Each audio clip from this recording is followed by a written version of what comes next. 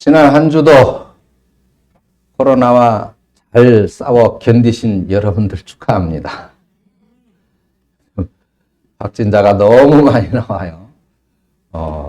거의 뭐 4만 명이 곧 돌파가 될 것 같은데, 그래도 뭐 걱정할 건 없어요. 이게 뭐 독감하고 비슷한 수준이라니까. 지금 이제 중증화율이나 치명률이 상당히 낮다고 그래.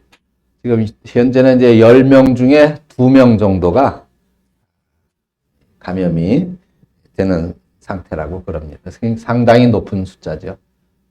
그러나 우리 사랑하는 성도 여러분들은 굳건하게 또 잘 버티며 이 오미크론과 싸워서 승리하게 될 줄로 믿습니다.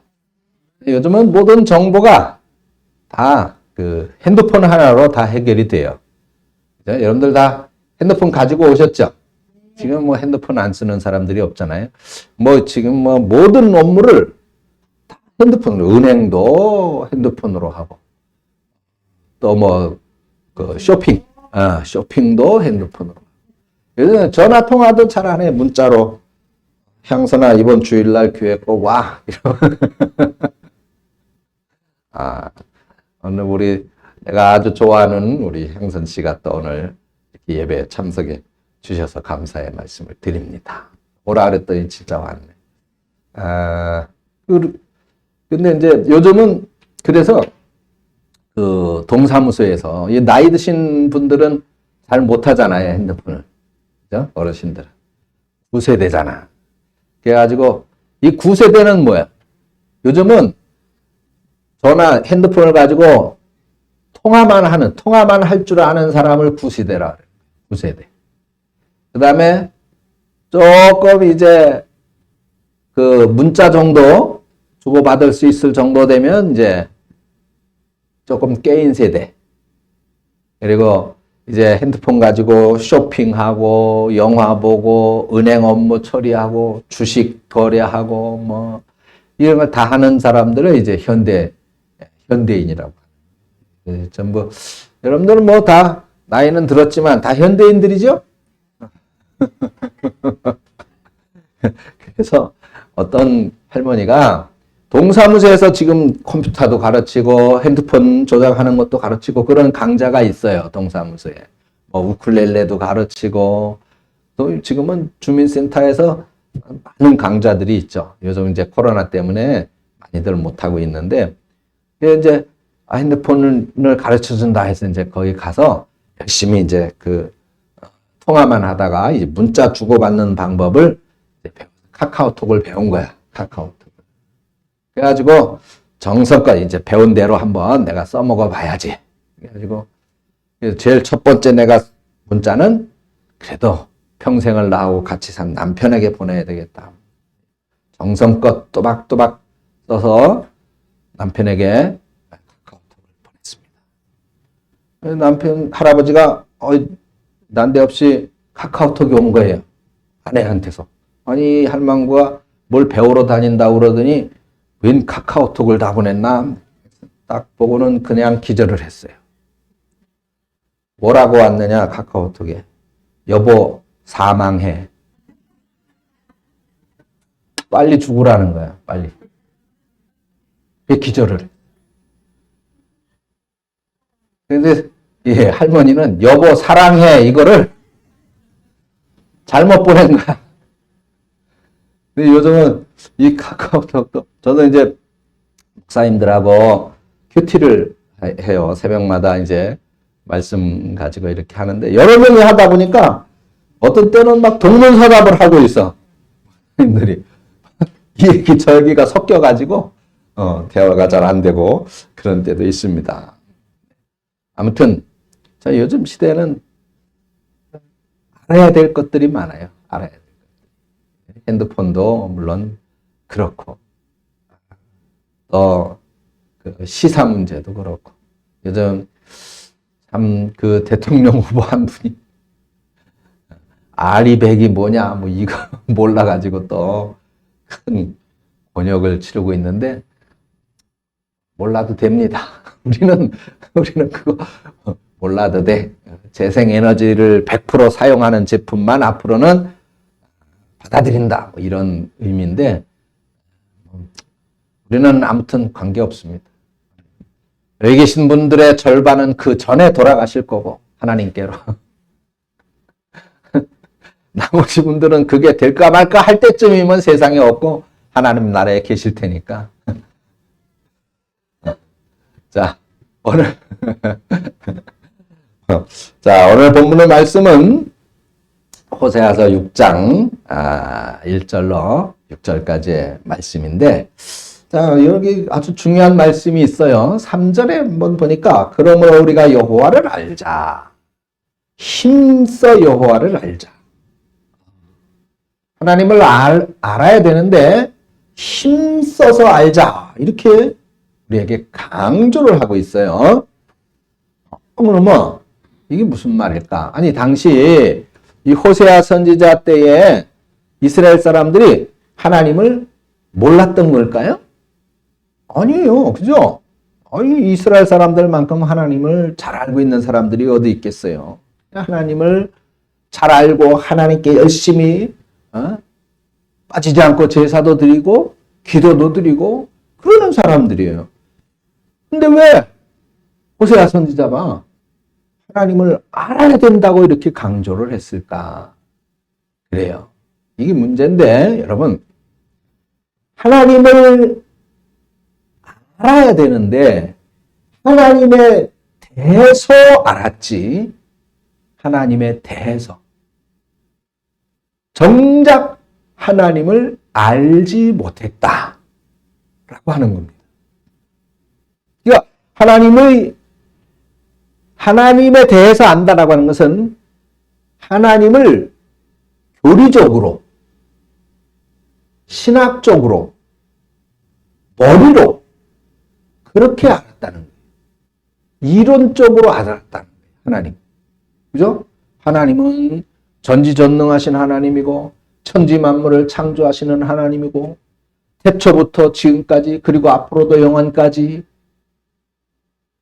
시간을 지배하고 시간을 다스리실 하나님이고, 이렇게 하나님을 알았다.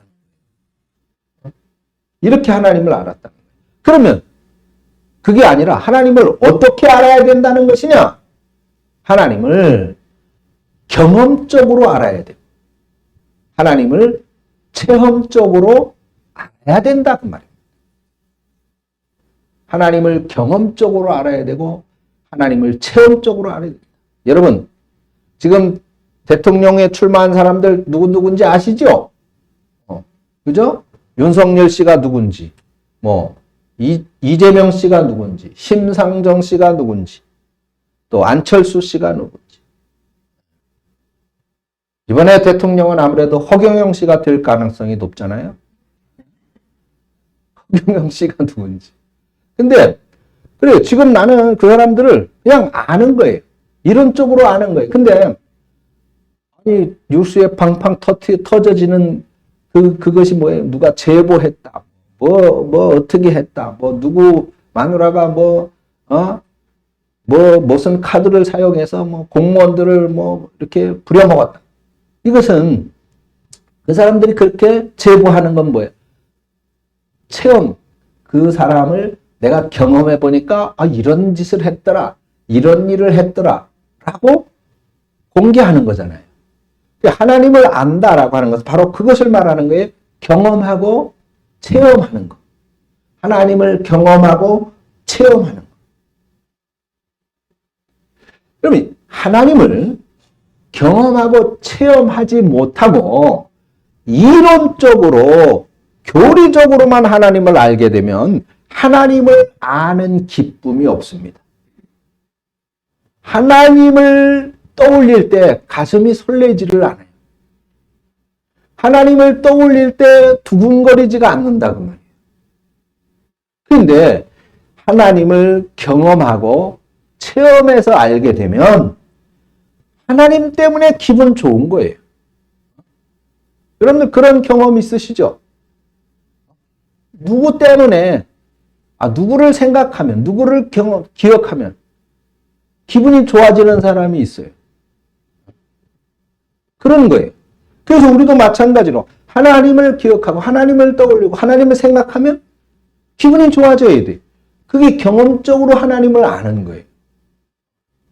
자, 근데 호세아 선지자가 왜 이스라엘 백성들에게 힘써서 이런 하나님을 알아야 된다고 말씀을 하셨을까? 이제 그 시대적인 상황을 좀 이해할 필요가 있겠죠? 이 호세아 선지자는 기원전 그러니까 BC 750년에서 그 북왕국이 멸망한 BC 722년 정도까지 북왕국 이스라엘에서 활동을 했던 선지자였었습니다. 당시 이제 여로보암 2세가 죽고 난 다음에 이스라엘은 그야말로 막 객사반이었었어요. 하나님 앞에서 볼 때 가장 패역한 그런 시대였었습니다. 그런 상황을 호세아서 4장 1, 2절에 말씀하고 있는데 거기 보니까 이스라엘에는 진실도 없고 인애도 없고 하나님을 아는 지식도 없고 오직 저주와 속임과 살인과 도적질과 간음과 포악뿐이다. 그러면서 피가 뒤덮였다. 이렇게 탄식하고 있습니다. 피가 뒤덮였다. 하나님께 향한 진실한 믿음도 잃어버렸고 하나님이 베풀어 주신 인애, 그러니까 뭐야? 하나님이 베풀어 주신 그 사랑도 잃어버린 거예요. 하나님을 아는 지식도 잃어버렸습니다. 여기서 말하는 지식, 아까 그 지식이죠?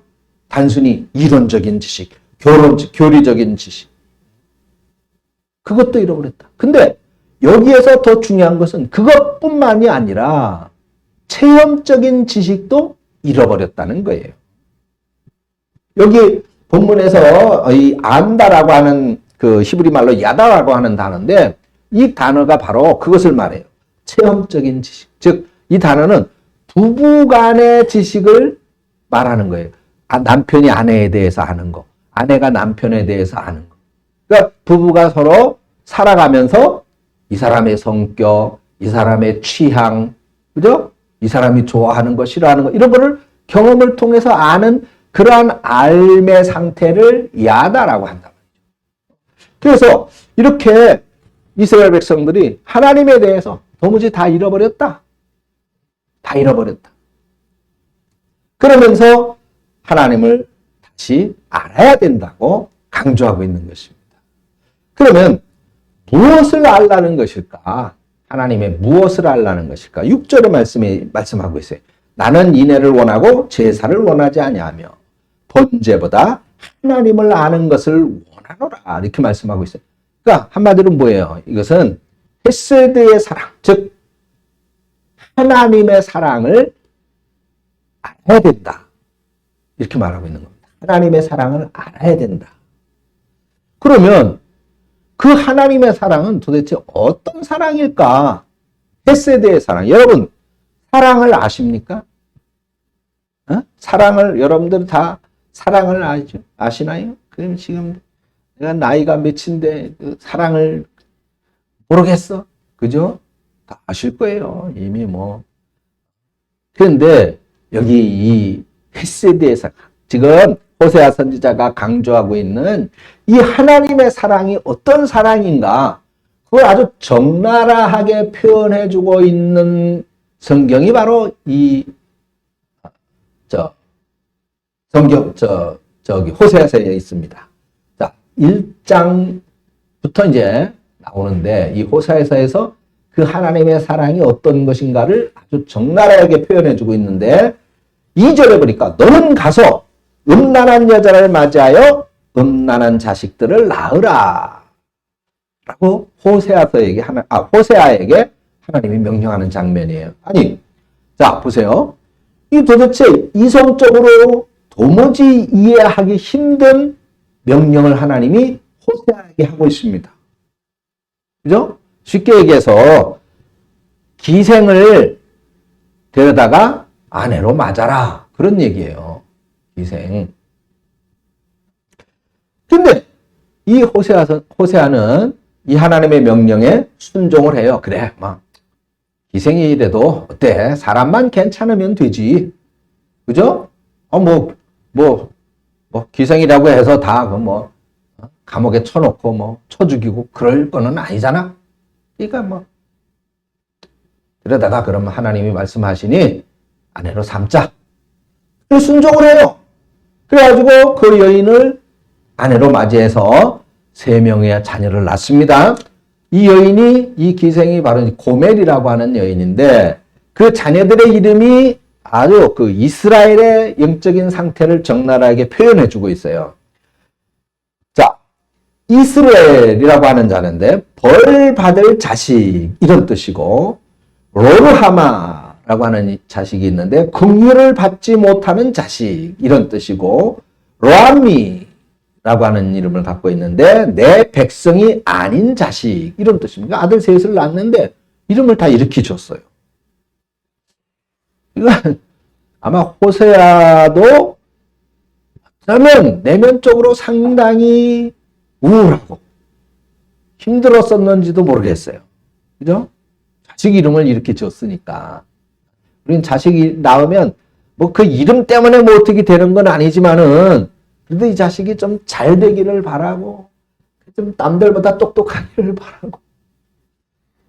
우리 은혜는 지 아들 보고 맨날 천재라고 그래. 맨날 천재. 딱 그렇게 원하기 때문이죠. 근데 그렇게 이름을, 자식들의 이름을 벌받을 자식이라 이렇게 이름 지을 수 있겠어요, 여러분? 긍휼을 받지 못하는 자식이다. 내 백성이 아닌, 내 자식이 아닌 자식이다. 이게 이름을 이렇게 지을 수 있겠습니까? 그래, 이 호세아는 자식들 이름을 이렇게 지을 만큼 참 불행한 선지자예요. 그런데 이 호세아가 하나님 말씀에 순종해서 고멜을 아내로 맡기는 했는데 이 고멜이 그냥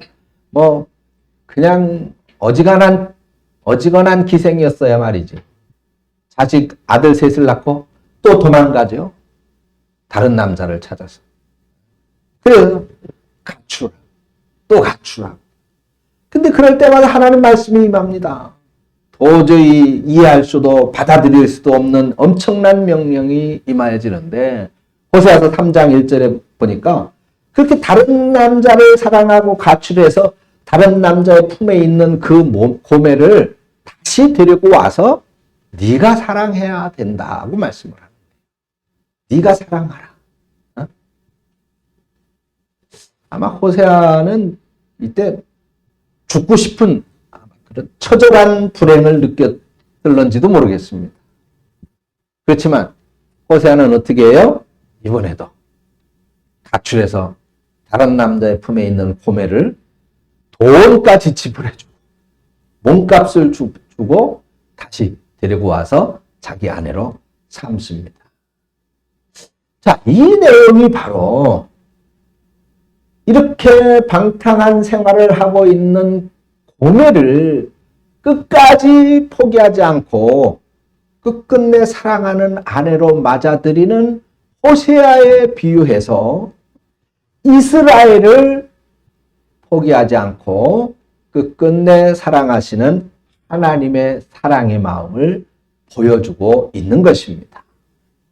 자, 그런데 이렇게 하나님께서는 이스라엘을, 그렇게 패역한 이스라엘을 포기하지 않고 하나님의 사랑을 끝끝내 보여주고 계심에도 불구하고 이스라엘은 계속해서 이 기생 고멜처럼 이 세상 연락을 쫓아 방탕한 생활을 하는 겁니다.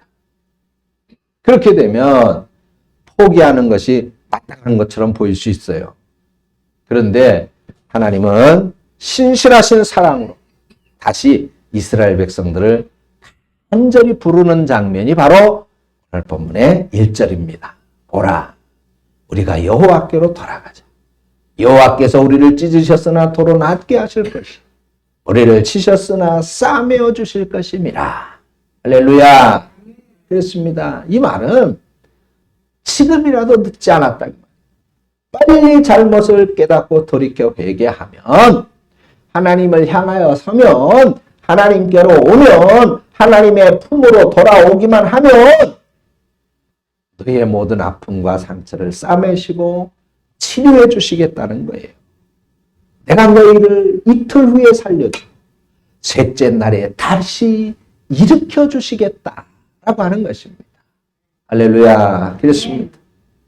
여기 뭐 학자들은 이 셋째 날의 의미가 뭘까? 셋째 날에 일으키신다. 이 말은 예수 그리스도의 부활을 의미하는 말씀인가? 뭐 그렇게 연구하는 분들도 있기는 합니다. 근데 전체적인 이 맥락에서 볼 때는 아마 빠른 시일 안에 내가 너희를 세워줄 것이다. 회복시켜줄 것이다. 는 쪽으로 해석하는 것이 훨씬 더 유익한 것 같습니다. 하나님은 빨리 속히 우리를 얼른 회복시켜 주시겠다라고 하는 약속이죠. 그게 바로 하나님 아버지의 사랑인 것입니다. 오늘 호세아서에 등장하는 이 음란한 기생인 고멜은 오늘 바로 이 시대를 살아간 저와 여러분들의 모습인지도 모르겠습니다. 우리는 하나님의 놀라운 사랑을 받고 그래서 구원받은 하나님의 거룩한 백성들입니다. 구원은 우리들의 행위나 우리들의 공로가 아니라 전적으로 베풀어 주신 하나님의 선물이고 은혜이잖아요. 그런데도 불구하고 우리는 하나님보다는 사실 눈에 보이는 세상의 것을 더 사랑하고 있다는 것을 부인할 수 없습니다. 고멜이 자식을 버리고 세상의 남자를 쫓아서 집을 나간 것처럼 우리는 탕자처럼 아버지의 품을 떠나서 내 마음대로 살려고 하는 경우가 사실 태반이지요.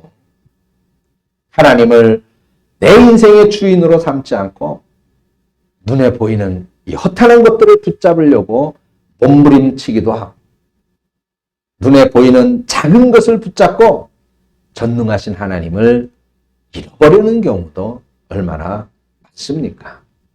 그런 우리들의 미련한 모습을 바라보시면서 하나님은 오늘 호세아서 4장 6절부터 7절까지의 말씀을 빌어서 우리에게 이렇게 말씀합니다. 내 백성이 지식이 없어 망하는 것. 어떤 지식? 어떤 지식? 하나님을 경험하고 체험하여 아는 그 지식. 하나님의 사랑을 아는 그 지식이 없어서 망한다. 내가 지식을 버렸으니 나도 너희를 버려 내 제사장이 되지 못하게 할 것이요. 내가 내 하나님의 율법을 잊었으니 나도 내 자녀들을 잊어버리리라. 그들은 번성할수록 내게 범죄하니 내가 그들의 영화를 변하여 욕이 되게 하리라. 네. 참 두려운 말씀이죠. 얼마나 안타까운 말씀입니까?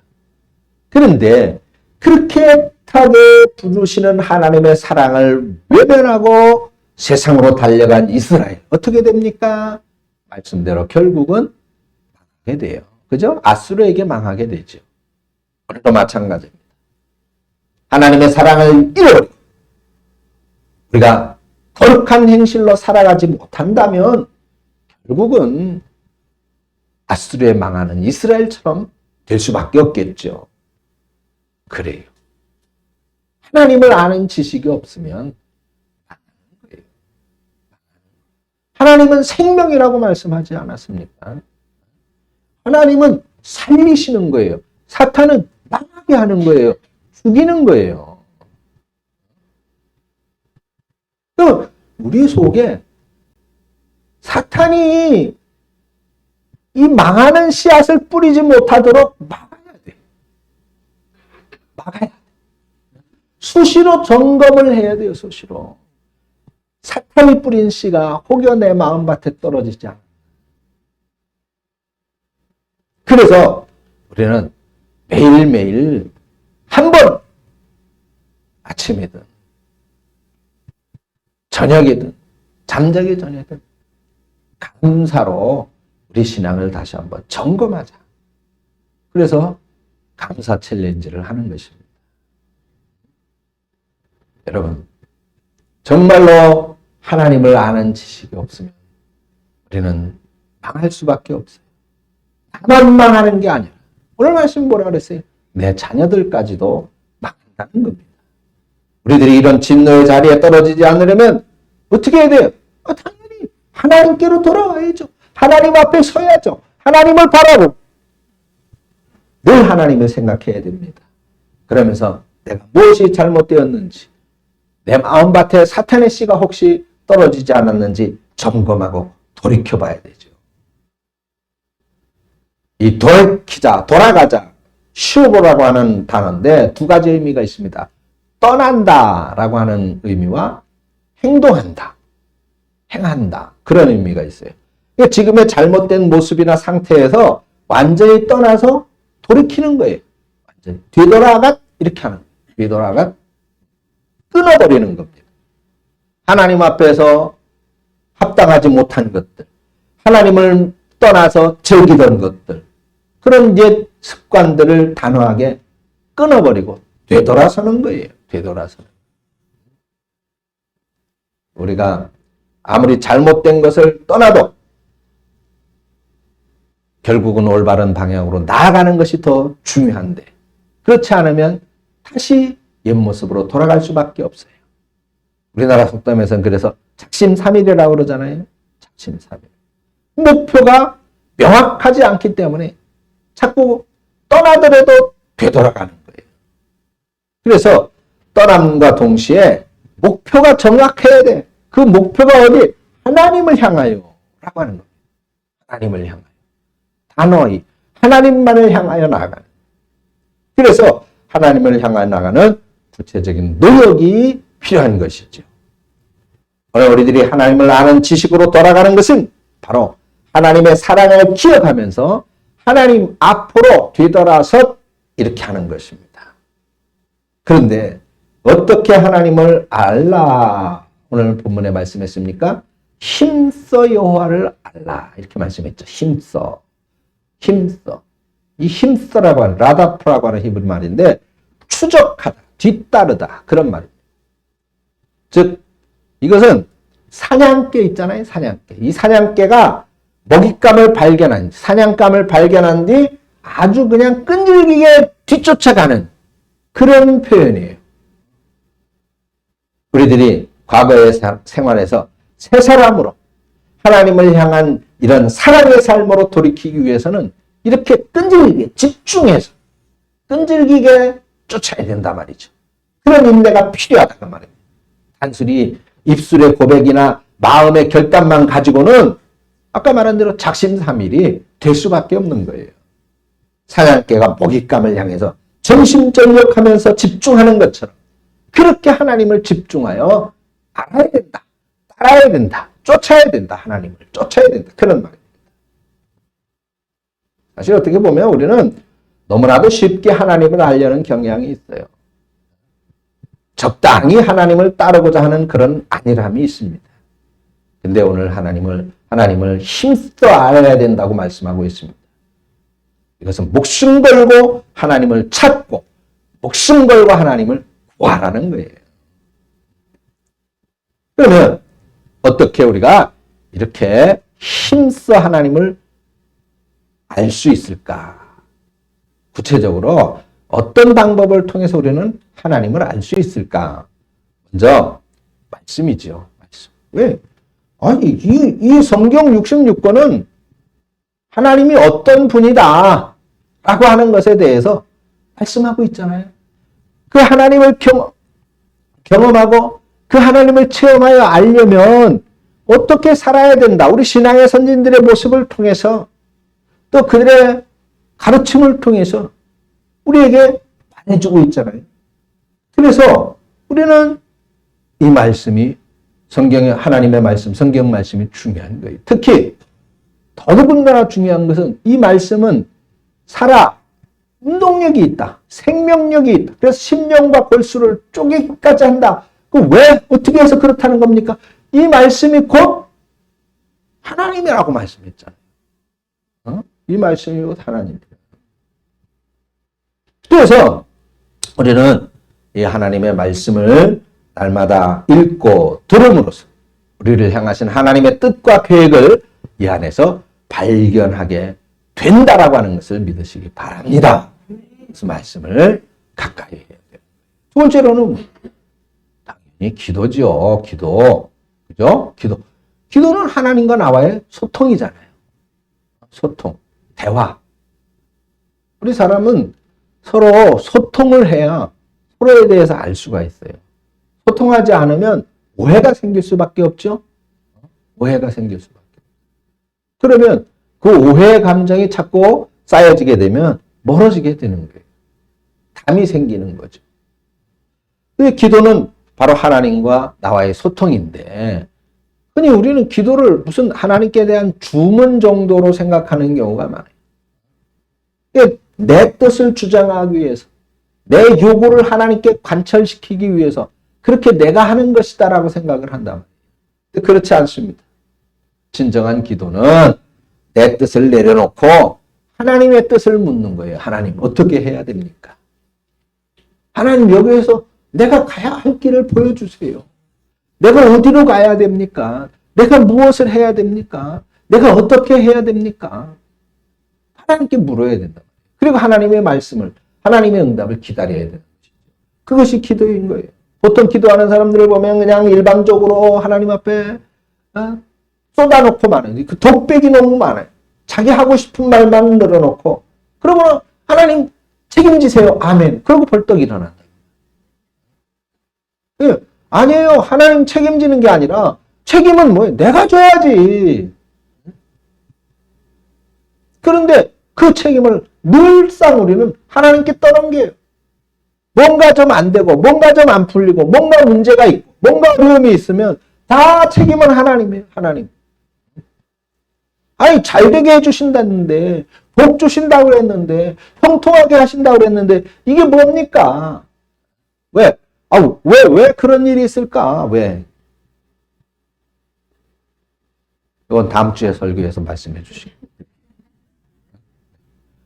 아니 하나님 분명히 약속하셨잖아요. 잘 되게 될 거라고. 형통하게 될 거라고. 복 주실 거라고. 근데 왜 안 됩니까? 아니 어떤 놈은 되고 나는 왜 안 되는 거예요? 어떤 놈은 번성하는데 나는 왜 안 되는 거예요?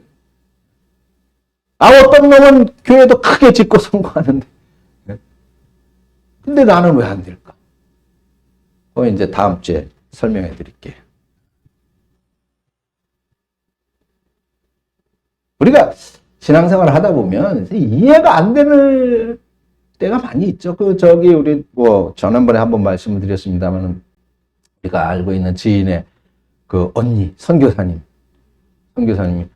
우리 향선 씨도 아실 텐데 선교 활동 캄보디아인가 거기서 태국인가에서 선교 활동하다가 선교지에 이렇게 선교 활동하면서 선교지에 들어가다가 강으로 차가 그냥 배에 실으려다가 같이 이렇게 강으로 차하고 같이 들어가서 아직 못 나오셨잖아요.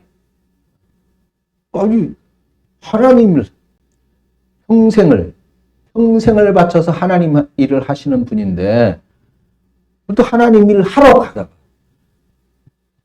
왜 그렇게 되는 거예요? 왜 그렇게 되는 거예요? 왜 하나님 일을 하려고 하는 걸 하나님이 그럼 막으신 거잖아요? 왜 그런 일이 있는 거야? 왜 그런지는 다음 주에 설명해 줍니다. 다음 주 설교에서. 궁금하죠? 아니요. 시간이 너무 없어. 다음 주에 설교해 줄게요. 자, 그래서 우리는 하나님이 코멘트, 하나님이 말씀하시는 걸 들을 줄 알아요. 귀를 기울일 줄 알아요. 하나님의 음성이. 하나님의 음성은 말씀 속에서 나오고 하나님의 음성은 설교 속에 나오고 하나님의 음성은 여러분들의 심령 속의 울림으로 들려지게 되는 거예요. 그래서 항상 우리는 내 방법대로를 고집하려고 하지 마세요. 내 방법이 아닌 하나님의 방법. 세상의 방법이 아닌 하나님의 방법으로 살아가는 우리 성도들 되시기를 축원합니다. 그래서 하나님 앞에 듣는 기도를 많이 해야 돼요. 듣는 기도. 적어도 10분, 20분, 30분 기도했으면 적어도 듣는 시간 20분, 30분 역시 가져야 돼요. 이 묵상하면서 마음속에 하나님이 어떤 응답을 주시는, 어떻게 말씀하시는. 그리고 마지막으로 예배입니다. 예배를 통해서 하나님을 아는 거예요. 오늘 6절에 우리가 언뜻 오해하기 쉬운 말이 있어요. 하나님이 인애를 원하고 제사를 원치 않는다. 번제보다 하나님 아는 것을 원하신다. 이거는 하나님이 예배를 원하지 않는다는 얘기 아니야? 번제 제물을 원하지 않는다는 거 아니야? 하나님 헌금 안 해도 된다는 얘기 아니야? 이렇게 생각할 수 있을는지도 모르겠습니다. 그래서 형식적인 예배, 마음과 정성을 들이지 않는 마당만 밟는 예배를 원하지 않는다라고 하는 말씀입니다. 예배는 하나님과의 만남이고 하나님과의 사귐이고, 예배는 하나님을 알고 하나님을 믿는 사람들의 삶입니다. 삶이에요. 결국 예배를 통해서 살아계신 하나님을 만나고 하나님과의 깊은 영적 사귐이 있어지게 되는 것입니다. 그리고 우리들의 생활 속에서 바로 지금처럼 여러분들의 경건하고 거룩한 삶이 재현되어져야 되는 것이 바로 예배인 거예요. 이것이 하나님이 찾으시는 진정한 예배인 것입니다. 사랑하는 여러분, 우리가 가장 힘써야 할 일이 무엇입니까? 내 돈을 지키는 겁니까? 내 재산을 지키는 거예요? 아니면 직장에서 승진하거나 사업을 일으키는 것입니까? 아니면 건강을 회복하거나 건강을 유지하는 겁니까? 하나님은 내 백성이 지식이 없어서 망한다라고 한탄하고 계시는데,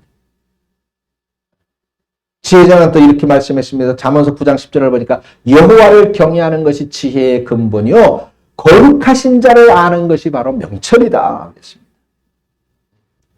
아무리 세상 지식을 쌓아도 하나님을 알지 못하면 그 인생은 무너진다는 겁니다. 하나님을 아는 지식이 없이 잘 되면 잘 될수록 결국 그것은 더 큰 죄가 된다고 말씀하고 있잖아요. 하나님의 영광을 부끄럽게 할 수 있는 것입니다. 그러므로 우리가 힘써야 할 일은 바로 하나님의 사랑의 품으로 돌아가는 거예요. 너무 세상에 정신 팔려 있지 말고 하나님의 품으로 돌아가자라는 거예요. 하나님에게 집중력을 좀 갖자. 하나님을 생각하는 시간을 좀 많이 갖자. 그런 얘기입니다. 그래서 하나님을 향한 인내심을 가지고 달려가는 삶이 되어야 할 것입니다. 이럴 때 하나님의 놀라운 치유와 회복의 역사가 일어날 줄로 믿습니다. 이른 비와 늦은 비를 내리셔서 풍성한 열매를 거두게 할 줄로 믿습니다. 하박국 선지자가 뭐래? 하박국 2장 14절에 물이 바다를 덮은 같이 여호와의 영광을 인정하는 것이 세상에 가득함이니라 그랬습니다. 그런 것처럼 우리의 가정 가운데, 우리 교회 가운데, 또 여러분들의 생활 가운데, 이 나라와 민족 가운데 하나님을 아는 지식이 충만해지고, 그래서 우리를 싸매시고 치유하시고 회복시키시는 주님의 놀라운 은혜가 코로나의 두려움으로 가득 차 있는 우리의 심령에 평안을 주고 은혜를 주고 기쁨과 감사로 넘치는 기적 같은 삶을 살아가도록 인도해 주시기를 주님의 이름으로 축복합니다. 기도하겠습니다. 하나님 아버지 은혜를 감사합니다. 오늘 호세아 선지자의 권면의 말씀을 통해서 우리가 하나님을 경험하고 아는 것이 얼마나 중요한지, 그래서 그 하나님의 사랑의 품으로 돌아가기 위해서 우리는 말씀을 가까이 해야 하고 기도해야 하고 또 예배에 온전히 정진해야 된다라고 하는 것을 깨닫습니다.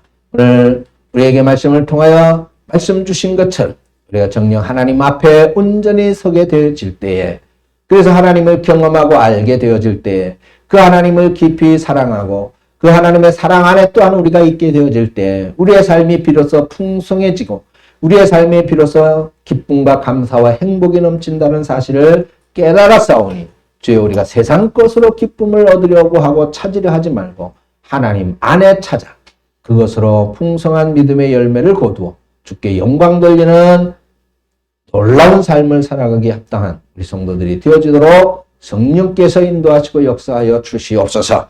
예수님의 이름으로 기도합니다. 아멘.